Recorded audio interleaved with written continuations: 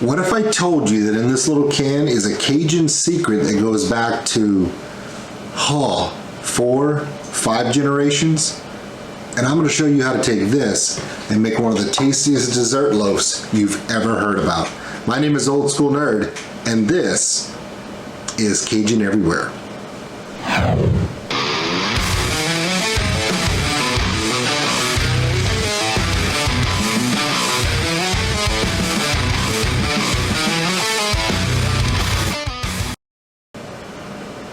All right, Steen syrup.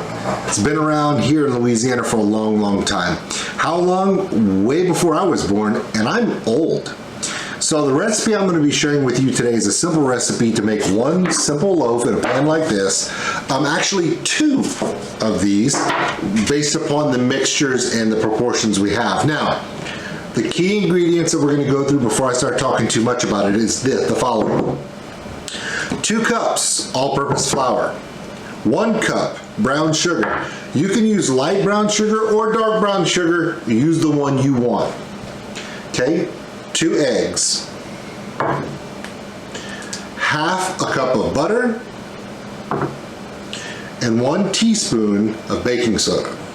And the most important ingredient, also Steen syrup. Now when we make the batter, we're gonna add a cup of hot water, but that's just to add the volume. But 1 can of Steen syrup is a cup and a half. Now it comes in cans and in bottles. Now I know you can order this. Now if you were to do this with molasses or maple syrup or your own syrup that you get where you're from, it may work. But I don't know about the proportions and consistency as much as I know about this. Why? Because I've seen it in action. Now, I would love to say that this recipe for this syrup cake came from me, or from my mom, or my mom's mom, or mom's mom's mom, or mom's mom. It didn't. In fact, it's not even from my side of town. Let me explain.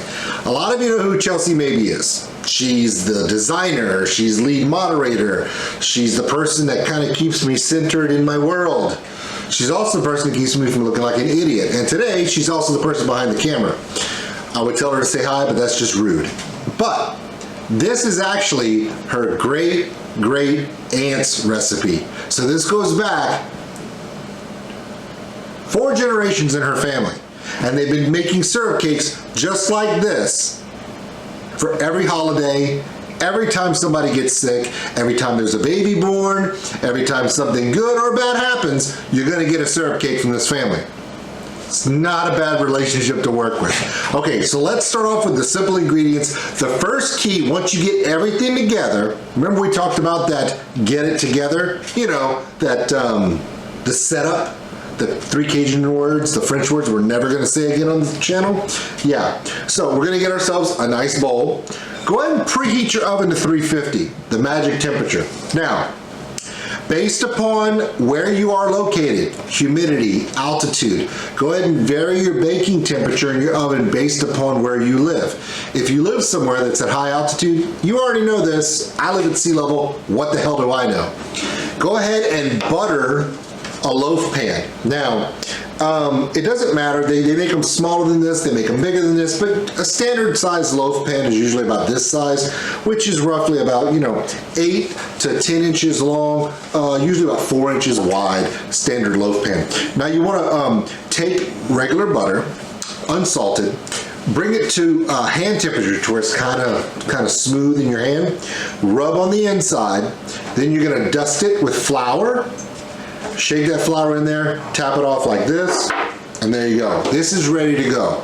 Set this up, get it off to the side first, because you don't want to have all your ingredients mixed, ready to go, and you be buttering a pan. That's just chaos, and we try to save that for What the Hell Wednesdays. Okay, so let's start it off. We're going to mix all of our dry ingredients. So we're going to take our Steen syrup, we're going to put that over here, move those 2 eggs out of the way, move the butter out of the way, and we're going to move this hot water into this bowl right here.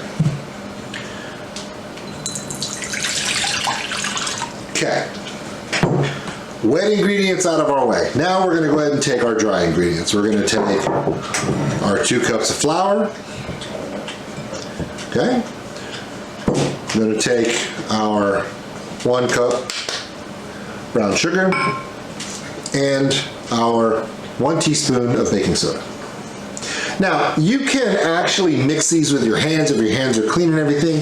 And my hands are clean, but I've always loved a good whisk. Now, what I'm gonna do is, one thing that people don't think about when they're doing baking, if you're baking from a box mix, you usually don't have to deal with this, because in a box mix, this step is already done for you because it's in a box. But what they don't tell you is it's very good to combine and properly mix your dry ingredients to where they're properly blended. Why? Baking soda does weird things when you get it wet.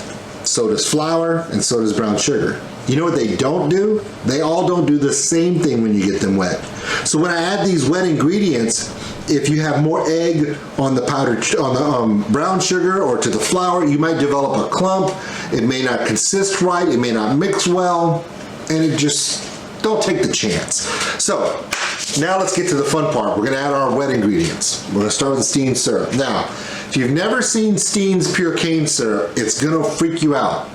It's gonna have the consistency and color of a molasses, but very thin.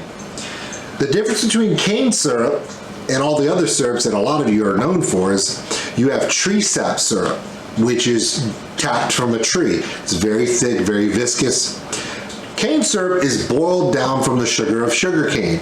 So the only reason why it becomes syrup is by continually cooking it down and cooking it down till it becomes a thick mixture. In doing so, it's gonna darken. So as I said, it's extremely dark, and it's thin for a syrup, but it's not that thin. Now, we're gonna get that all together. Yes, this is the longest part of the video right here. While I'm doing that, I'm gonna add my 2 eggs.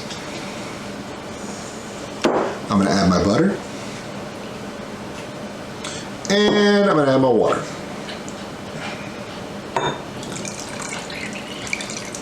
Now. Oh, I didn't make a mess by doing that. That works out great. Now, you can use a mixer if you want, an immersion blender, one of those handheld blenders. I like to do everything by hand because, well, I just like to make a mess. So what you're gonna do is you're gonna mix these ingredients up very, very well. I like to use a whisk, get a good mix going. Now, because this is on camera, I'm using a clear bowl so you can see how it's being mixed, so you can see the lumps, the consistency, the smoothness, blah, blah, blah, blah, blah, blah, blah. Use a one like this with more room and use a hand blender and do it right. I'm just doing this for the camera so you can see it. Now, some mixtures for some cakes, they'll tell you don't overmix a cake. Because if you overmix cake mix, it'll make it very spongy and elastic, and it won't have a good consistency. That's not the case with this one. This is an actual sugar loaf. So if you have lumps, let me show you these lumps. If you have lumps like this, it's not good. We're gonna get all that out of there. Just use your whisk and get in there for real.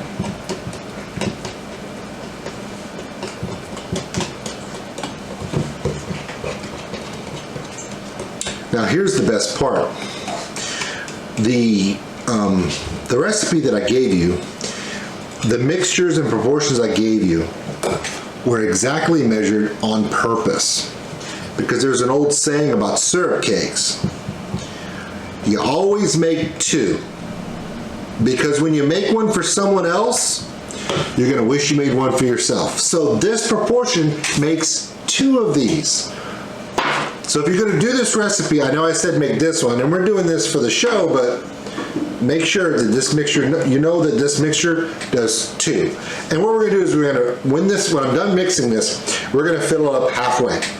That's it. If you go more than halfway, you may bubble over. And then when you do that, it's gonna be you and a scrub brush in your oven, and your significant other going, I told you that was gonna happen. Because believe me, I know how that goes. All right, now, we're gonna keep mixing this up, get a good consistency on it.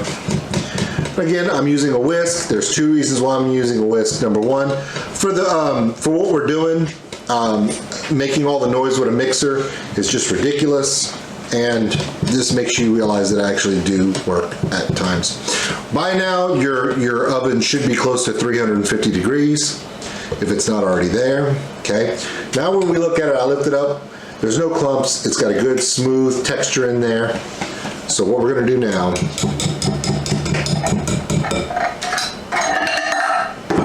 watch. We're now gonna pour the mixture into the pan, and I'm gonna go halfway. Don't worry about making a little bit of mess.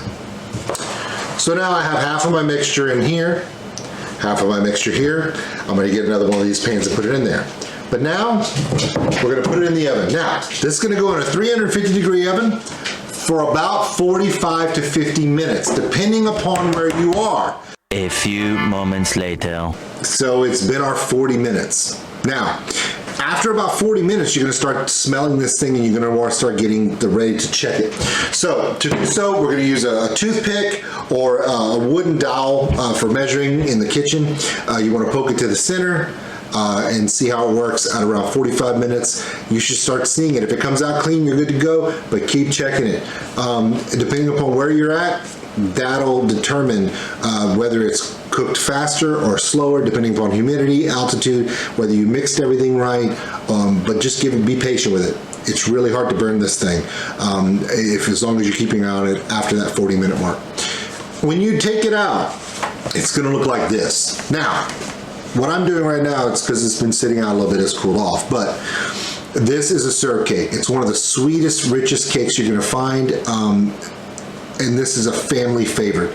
This is something that you give to family on holidays. Like I said, we talked about it. If you have an enemy, you don't give them one of these. If you have a friend, you definitely drop one of these.